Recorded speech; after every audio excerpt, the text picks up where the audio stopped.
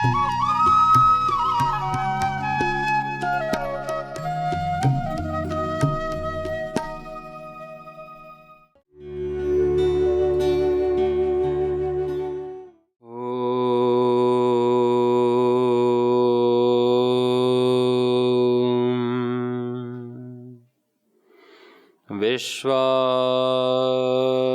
देव सवितर्दुरितानि परासुव यद्भद्रं तन्नयासुव। ॐ शान्ति शान्ति शान्तिः। नमस्ते। हर समस्या का समाधान होता है, हर रोग का इलाज होता है। यह सत्य है कि इलाज पहले होता है, रोग बाद में उत्पन्न होते हैं। इलाज शाश्वत है, रोग पैदा होता है कहीं, और रोग पैदा होता है तो रोग का अंत भी होता है। रोग शाश्वत नहीं है, रोग अनित्य है, कभी पैदा होगा तो उसका शमन भी हो जाएगा, लेकिन इलाज तो सतत रहेगा। यह नहीं कि आज किसी चीज का इलाज है और 2 साल बाद उसका इलाज गायब हो जाएगा, या पहले उसका इलाज नहीं था। आज जिस चीज का इलाज है, जिस रोग का, उसका 2 साल पहले था ही नहीं। था, किसी ने खोजा नहीं, वो दूसरी बात है। इलाज सतत रहता है, रोग उत्पन्न और अनित्य होते हैं।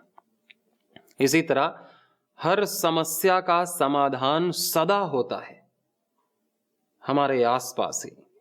वो समस्या नित्य नहीं है, समाधान तो नित्य है, शाश्वत है, लेकिन वो समस्या किसी पल में उत्पन्न होती है, और यदि उसका समाधान कर दिया जाए तो छूमंतर हो जाती है, यानी कि गायब हो जाती है। इसलिए हमें समस्याओं से कभी भी परेशान नहीं होना चाहिए। परेशान तो हम उस चीज से हो जो कभी नहीं सुधर सकती, शाश्वत हो जाए, जो नित्य हो जाए, उस चीज से हमें परेशान होना चाहिए कि वो चीज जो सदा के लिए गड़बड़ हो रही है। और जो चीज अभी गड़बड़ हुई है और उसका समाधान हो सकता है, तो फिर उसको ठंडे दिमाग से उसका समाधान सोचना चाहिए। ठंडे दिमाग से उसकी का निराकरण, उसकी निष्पत्ति सोचनी चाहिए कि क्या उसका उपाय है, क्या उसका, हमारे पास उसकी रेमेडी क्या है, उसका इलाज क्या है समस्या का। इसलिए समस्या में आने पर कभी भी हताश, निराश, गुमसुम, डिप्रेस्ड, स्ट्रेस्ड और तनाव में नहीं जाना चाहिए, बिल्कुल भी। और वो समाधान हम थोड़ा सजग, जागरूक रहेंगे तो हमारे अंदर से मिलेगा अपने को। और यदि हमारा ध्यान अंदर नहीं जा रहा है तो भगवान की कृपा से वो समाधान कहीं ना कहीं से हमको मिल जाएगा। किसी सत्संग से, किसी प्रवचन से, किसी अच्छी पुस्तक से, किसी मित्र से, किसी मार्गदर्शक से, किसी शिक्षक से, गुरु से, कहीं से भी, ईश्वर की प्रेरणा से स्वप्न में भी समाधान मिल जाते हैं। बस अपनी आंख कान खुले रखना है अपने को। तो चरय वेति चरण वही मधु विंदती, जो सतत चलता रहता है, अडिग होकर के, अटल होकर के, निराश नहीं होता, हार नहीं मानता, उसी को अमृत की प्राप्ति होती है, उसी को सफलता मिलती है। निश्चित रूप से हम आप सभी सफल इस वर्तमान में हैं और हर वर्तमान के क्षण में रहेंगे। सफलता भी एक कंटिन्यूअस प्रोसेस है। और सफलता क्या है? जीवन को कुशलता से जीना ही सफलता है। जीवन को कुशलता से जीना योग है, और जीवन को हर पल जीना पड़ता है। जीना एक स्वभाव है हमारा। जीना पड़ता क्या है? जीवन जीना एक स्वभाव नदी की तरह बह रहा है, और नदी को हर पल पवित्र रहती है नदी। कहीं उस पर गटर का पानी डाल भी दिया जाए नदी में, कहीं उसको कूड़ा फेंक भी दिया जाए नदी में, तो क्या वो गटर का पानी क्या समुद्र तक उसके साथ रहता है क्या? कुछ ही दूर जाकर के नदी उसे साफ कर देती है और नदी आगे शुद्ध हो जाती है। जो कूड़ा गंगा नदी में उत्तराखंड में डाला जाता है, क्या वही जाता है क्या वहां तक, गंगा सागर तक? वो बीच में ही इतनी नदी की धारा तेज होती है, इतना अधिक उसका वेग होता है कि वो कूड़ा, वो करकट, वो गंदगी उसमें ठहर नहीं पाती। लेकिन वेग होना चाहिए। जहां नदी का वेग कम होगा या नदी सकरी हो जाएगी, धीमी पड़ जाएगी, तो वहां तो दिखेगा, गंदगी दिखेगी, बदबू आएगी, नदी सूखने लगेगी, बहुत सारी बीमारियां उत्पन्न हो जाएंगी। जैसा कि होता भी आज कई जगह गंगा नदी सूख गई, कई जगह यमुना सूख गई, कई जगह गोदावरी, कृष्णा, कावेरी, सारी नदियां ही सूख रही हैं। इतने डैम्स बना दिए गए, इतने उर्वरक फर्टिलाइजर यूज हो रहे हैं और वो सारा विषाक्त तत्व और सारी फैक्ट्रियों का पानी, केमिकल्स सब जा रहा है नदियों में। और नदी के अंदर जो जीव जंतु हैं उनका जीवन भी खत्म हो रहा है, बहुत संकट में है। जल का स्तर भूमि के नीचे भी नीचे जा रहा है, पेड़ सूख रहे हैं, किसान गरीब हो रहा है, अन्न पैदा नहीं हो रहा है, अन्न पैदा करने के लिए और केमिकल डाला जा रहा है। और वृक्ष कटने से, वृक्ष सूखने से फिर बारिश नहीं हो रही, बारिश कम हो रही है, असंतुलित हो रही है। कहीं तो इतनी हो रही है कि बाढ़ ही आ जा रही है और कहीं हो ही नहीं रही, सूखा पड़ रहा है। ये क्लाइमेट चेंज, वेदर चेंज, ये है कि हमने प्राकृतिक जीवन शैली को छोड़ा कहीं ना कहीं, एक सामुदायिक रूप में। केवल अपने सुख के लिए मनुष्य ने अपने सुख के लिए धरती को निचोड़ा, प्रकृति को विकृत किया, खोदा, अपने भोग का संसाधन समझा, जबकि ये हमारी मान्यता संस्कृति नहीं थी, ये आयातित संस्कृति है। लेकिन आज इसमें सब चल रहा है, देश भी चल रहा है। तो जितना हम कर सके उतना तो हमें करना चाहिए। अब जो नहीं कर सके उसके लिए हम क्या चिंता करें, लेकिन हमें अपना तो देखना चाहिए कि हम कितना प्रकृति का भोग कर रहे हैं, कितना उसको नुकसान पहुंचा रहे हैं। ना पहुंचाएं, या कम से कम हम प्लास्टिक का प्रयोग करें। हम कभी भी नदी में कोई कूड़ा करकट अपने घर के बाहर ना फेंकें, उसको उचित स्थान पर डंप करें, या जो गाड़ी आती है उसे डालें। ये नहीं कि अपने छत से फेंक दिया बाहर, कूड़ा उठाया और वहां कूड़ा पड़ा हुआ है और उसको फेंका बाहर। मिल करके एक उसका व्यवस्था कर सकते हैं कि यहां पर कूड़ा डाला जाएगा जहां से रोग ना उत्पन्न हो, जहां से गाय उस कूड़े को ना खाए, जहां बच्चे उस कूड़े से बीमार ना हो, दुर्गंध ना आए। लेकिन हम ऐसा सोचते नहीं कि हमें क्या फर्क पड़ता है, भाड़ में जाए, वातावरण दूषित हो रहा है, होता रहे। उसी से पानी दूषित हो रहा है, उसी से हवा दूषित हो रही है, उसी से हमारी श्वास दूषित हो रही है, स्वास्थ्य दूषित हो रहा है। लेकिन मैंने देखा कई जगह कि किसी को फर्क नहीं पड़ता कि मिल करके लोग एकजुट हों कि अपना नुकसान तो रोक सकें, अपने आसपास का वातावरण तो शुद्ध कर सकें, मिल करके एक पहल कर सकें कि भाई आज से फेंकेंगे नहीं। आज से एक व्यक्ति को निर्धारित करेंगे कि जो कूड़ा ले जा करके जहां इसको डंप करने की जगह है वहां डंप करेगा। ये नहीं कहीं भी फैल रहा है, कुत्ता खा रहा है, सुअर खा रहे हैं, लौट रहे हैं, गाय खा रही है और मर रहे हैं, उसका पाप किसे लग रहा है? प्रकृति का दोष तो लगेगा ही ना। कोई भी हम कर्म करते हैं उसका फल हमें मिलेगा। फिर हम ये नहीं कहते हैं कि हमने तो अच्छा ही किया है सबके साथ, हमने बुरा कहां किया है, हमने तो सब अच्छा ही किया है। लेकिन आज मेरे को सब धोखा दे रहे हैं, मेरा बच्चा बीमार है, मर रहा है, मेरे माता पिता बीमार हैं, वो सुनता नहीं, उसने धोखा दे दिया, वो छोड़ के चला गया, मैं रोगी हो गया। ऐसा होता है कि नहीं होता है? ऐसा होता है। और व्यक्ति सोचता है मैंने तो सब अच्छा किया है, लेकिन उसने कहीं ना कहीं प्रकृति से भोग तो किया और प्रकृति को गंदा किया। इस वातावरण को शुद्ध करना तो दूर की बात, कूड़ा उठा के फेंका भी नहीं कहीं कि डस्टबिन में डाले। नमकीन बिस्किट का रैपर, ये गाड़ी से जा रहे हैं, गाड़ी का शीशा नीचे किया, बाहर डाला, पानी की बोतल बाहर डाली, पानी पिया और बोतल बाहर डाली। उसको ये नहीं कि गाड़ी में रख करके हम उसे डस्टबिन में डाल सकें। और सही बात है, ये आम बात हो गई है, ये हमने भी किया अपने जीवन में कहीं ना कहीं, आपने भी किया अपने जीवन में कहीं ना कहीं, सब ने किया अपने जीवन में कहीं ना कहीं। आध्यात्मिक चर्चा करनी बहुत बड़ी मूर्खता होगी यदि हम जीवन को ठीक से नहीं जी पा रहे हैं। ब्रह्म की, भगवान की चर्चा करनी बहुत बड़ी मूर्खता, और उसका कोई लाभ नहीं होगा यदि हम अपने जीवन को ठीक नहीं कर पा रहे हैं, व्यवस्थित नहीं कर पा रहे हैं, अपने कर्मों को ठीक नहीं कर पा रहे हैं, बिल्कुल भी हम ध्यान नहीं दे रहे, हम मोटी स्थूल बुद्धि लेकर के जी रहे हैं। क्योंकि ये जीवन ही तो भगवान है, और क्या भगवान क्या, ये भगवान का ही दृश्य रूप है, भगवान का ही रूप है ये धरती, भगवान का ही रूप है सारे मनुष्य। और इन्हीं को अनदेखा करना, इस प्रकृति को अनदेखा करना, और जो भगवान दिख नहीं रहा उसके गुणगान गाते रहना, उसके प्रवचन करते रहना, उससे कुछ भी नहीं प्राप्त होगा यदि हम अपने कर्तव्य वाणी व्यवहार को ना समझें कि क्या है। हम कुछ भी बोल रहे हैं, कुछ भी खा रहे हैं, कुछ भी फेंक रहे हैं, दुर्दशा कर रहे हैं अपने आसपास दुर्गंधी कूड़ा करकट की, तो कोसों दूर हैं हम अभी अध्यात्म से, ध्यान से। तो पहले हम ध्यान से व्यवस्थित होना तो सीखें, ध्यान से आहार लेना, ध्यान से वाणी व्यवहार करना, ध्यान से कूड़ा फेंकना, ये तो सीखें। ये नहीं कि व्यक्ति विद्वान है तो ये करेगा ही।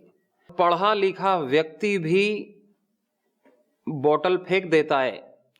आप जाएं क्रिकेट देखने के लिए, जो बेंचेस पड़ी रहती हैं, पहले वहां साफ सफाई होती है, और जब भीड़ वहां से जो पढ़े लिखे लोग आते हैं देख करके जाते हैं, और फिर वहां देखें जहां मेला लगता है, वहां देखें लोग नदी में स्नान करने जाते हैं, वहां हम ही जाते हैं, और कौन लोग जाते हैं, कोई मंगल ग्रह से थोड़ी आता है, हम ही जाते हैं, आप जाते हैं, सब जाते हैं।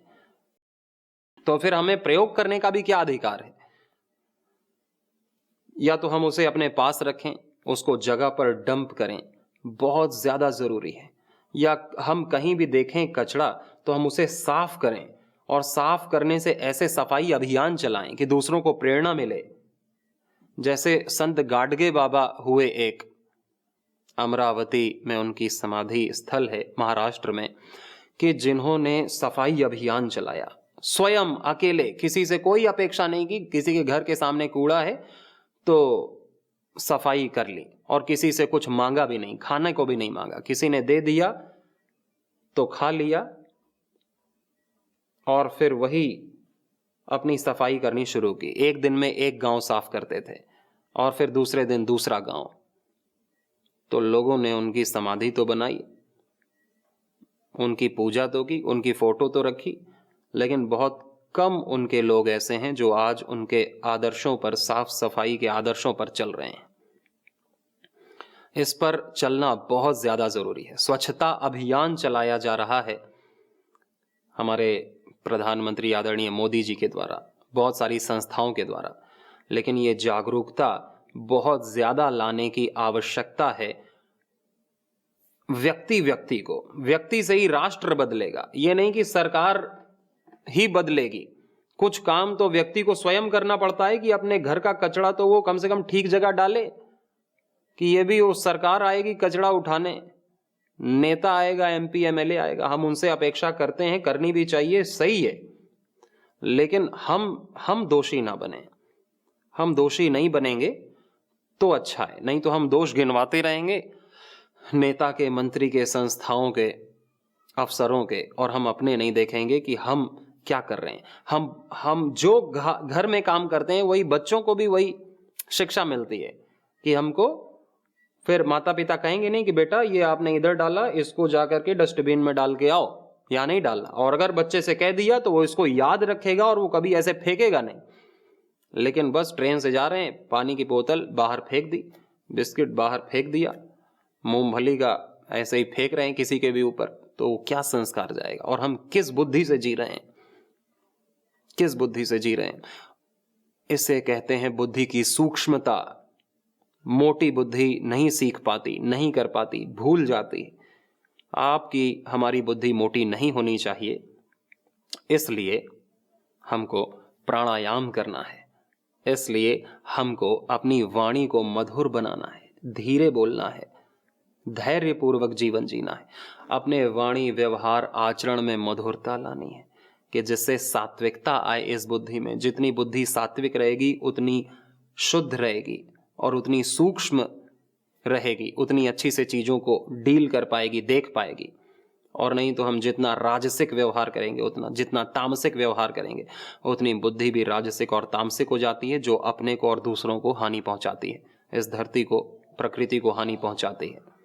तो ये जो एक ब्लंडर मिस्टेक हमसे होती है कि हम अपने घर को तो ठीक रखते हैं और कुछ तो घर को भी ठीक नहीं रखते, लेकिन बाहर भी हमें वही ध्यान रखना है, क्योंकि भगवान केवल हमारे घर के बने छोटे से कमरे के मंदिर में ही नहीं बैठा है, वो हमारे हृदय में बैठा है, हमारी आंखों में बैठा है, हमारे हाथों में बैठा है, हमारे पेट में बैठा है। हर जगह भगवान है, हमारे घर के बाहर है, जो बाहर व्यक्ति हैं उन सब में भी है। हर जगह उसे देखना कि मैं उसके मंदिर को गंदा ना करूं, मैं उसकी बनाई गई मूर्तियों से अच्छा व्यवहार करूं, मैं किसी का भला नहीं कर सकता तो किसी का बुरा ना करूं, सच नहीं बोल सकता तो झूठ ना बोलूं, किसी की मदद नहीं कर सकता तो किसी की हानि ना करूं, किसी का सम्मान नहीं कर सकता तो किसी का अपमान ना करूं, किसी की प्रशंसा नहीं कर सकता तो किसी की निंदा ना करूं, कुछ अच्छा नहीं कर सकता तो कम से कम दोष तो ना करूं, कम से कम मैं बुराई तो ना करूं कि मैं बुरा बन जाऊं। बुराई ना करने से ही व्यक्ति भला बन जाता है, और भला बन जाता है तो व्यक्ति से भलाई अपने आप होती है,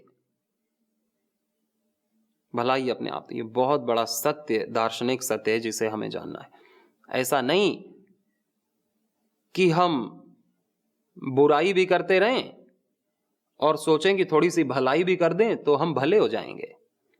भ्रष्टाचार भी करते रहें, गंदगी भी फैलाते रहें, खूब तेज ध्वनि प्रदूषण भी करें, जल प्रदूषण भी करें, जल भी बहुत सारा वेस्ट करते रहें, और धरती में भी प्रदूषण करें, और हम सोचें कि चलो दान भी कर दिया जाए कुछ, चलो गऊ को चारा ही दे दिया जाए जिससे हम भले हो जाएं। चारा देना अच्छी बात है, दान देना अच्छी बात है, लेकिन उससे हमारी बुराई नहीं मिटेगी। भलाई करने से हमारी बुराई तो जस की तस ही रहेगी, हमारे स्वभाव में बनी रहेगी। हाँ, हम कुछ एक्स्ट्रा भलाई कर रहे हैं कि जिससे हमें लग रहा है कि हम भले हैं और दूसरों को भी लग रहा है कि हम भले हैं, और इसी अहंकार में हम जीते हैं कि हम भले हैं, क्योंकि दूसरे कर रहे हैं कि आप तो दान करते हो जी, आप तो सेवा करते हो, आप तो बहुत बड़े बड़े काम करते हो, अच्छे काम करते हो। लेकिन उन्होंने ये नहीं देखा कि हम भी उस कलेक्टिव फूलिशनेस में हम भी सहयोगी हैं, उस सामूहिक मूढ़ता में, आलस्य, प्रमाद, प्रदूषण के उसमें या किसी भी चीज में हम भी सहयोगी हैं। और फिर ये अहंकार हमको अच्छा बनने से रोक देता है, क्योंकि एक छवि हमने बना ली अच्छा होने की, जिसके पीछे छुप गई हमारी बुराइयां, और फिर हम उस पर ध्यान नहीं देते कि पीछे बुराइयां भी हैं जिन्हें साफ करना जरूरी है, और तभी मैं सच्चा अच्छा इंसान बन पाऊंगा, भला इंसान बन पाऊंगा। एक बार मेरे बुराई हटी, मेरे दोष हटे, मेरे अकर्तव्य करने की लालसा हटी, तो मेरे से जो होगा वो भला ही होगा, मेरे से जो होगा वो कर्तव्य ही होगा। यदि हमने अकर्तव्य छोड़ दिया तो हमसे कर्तव्य ही होगा, यदि हमने अब्रह्मचर्य छोड़ दिया तो ब्रह्मचर्य होगा, हमने झूठ बोलना छोड़ दिया तो मुंह से जो निकलेगा वो सच ही निकलेगा, यदि हमने हिंसा छोड़ दी तो अहिंसा हमारा स्वभाव ही है। जो भी सच है, जो भी अच्छा है, जो भी पवित्र है, वो हमारे स्वभाव में ही है, वो हमें लाना नहीं पड़ता, कहीं से ओढ़ना नहीं पड़ता, सीखना नहीं पड़ता, वो हमारे स्वभाव में है। सत्य, करुणा, प्रेम, अहिंसा, ब्रह्मचर्य, संतुष्ट रहना, ये हमारे पवित्रता, धर्म, ये सब हमारे स्वभाव में है। लेकिन स्वभाव ढक जाता है किससे? दोषों से, अपनी जानी हुई गलतियों को दोहराने से, बुरे संस्कारों से सत्य ढक जाता है। और फिर एक बार सत्य ढक गया तो व्यक्ति अपने आप को बुरा व्यक्ति मानने लगता है और फिर ग्लानि में जीता है, दूसरों से कंपैरिजन करने लगता है कि कौन बुरा ज्यादा है, चलो मैं कम बुरा हूं। इसलिए व्यक्ति दूसरों की निंदा करता है कि उसने ये कर दिया, उसका उसके साथ चक्कर चल रहा है, उसने ये भ्रष्टाचार कर दिया, वो ये लूटपाट किया है, उसने छल कपट किया है। और नेता कितना कर रहे हैं, देखो अखबार में कितना कुकर्म चल रहा है। और वो अपनी बुराई को ढकने का प्रयास करता है, कैसे? दूसरों की बुराई बोल बोल करके कि दूसरे कितना गलत कर रहे हैं, हम तो कुछ भी नहीं है, वो अपनी बुराई। और दूसरा भी एक तरीका है कि फिर कुछ अच्छे काम भी कर देना, कुछ भले काम कर देना कि जिससे एक छवि, एक इमेज बिल्डिंग हो जाए कि मैं तो ठीक हूं, मैं तो ये भी काम भी करता हूं, देखो मैं तो मंदिर भी जाता हूं, मैं तो ध्यान भी करता हूं, मैंने तो योग का कोर्स भी कर रखा है, मैं तो योग भी सिखाता हूं, मैं तो अच्छा मीठा बोलता हूं, भले ही अंदर से कैसा भी हो, कोई देख नहीं पाता। लेकिन दूसरों की नजर में अच्छा बनने के चक्कर में व्यक्ति अच्छे काम भी करता है और फिर दूसरे जब उसकी प्रशंसा करते हैं तो वो एक मान्यता बना लेता है अपने प्रति कि मैं तो ठीक हूं, मैं तो अच्छा हूं। और इसी अच्छाई के आधार पर वो फल चाहता है कि मैंने तो किसी का बुरा नहीं किया, लोग तो मुझे अच्छा कहते हैं और मैं अच्छा हूं, फिर मेरे साथ बुरा क्यों हो रहा है? लेकिन उस अच्छाई के नीचे एक बुराई की परत है जहां तक उसकी दृष्टि नहीं पहुंचती, उसकी बुद्धि नहीं पहुंचती। और उस बुराई के नीचे जो सहज स्वच्छता स्वभाव है, जो पवित्र गंगा बह रही है स्वभाव की, वहां तक वो नहीं पहुंच पाता। और वहां जो पहुंचा फिर उसके लिए सुख दुख सब गौण हो जाता है, सब राग द्वेष उसका गौण हो जाता है। तो ये हमारा समझने का विषय है, ध्यान देने का विषय है कि अपने व्यवहार में क्या त्रुटि कर रहे हैं। और त्रुटि पकड़ में आती है तो बहुत अच्छी बात है। हमारे गुरुजी कहते हैं कि दृष्टस्य ही दोषस्य सुसुख परिहारा।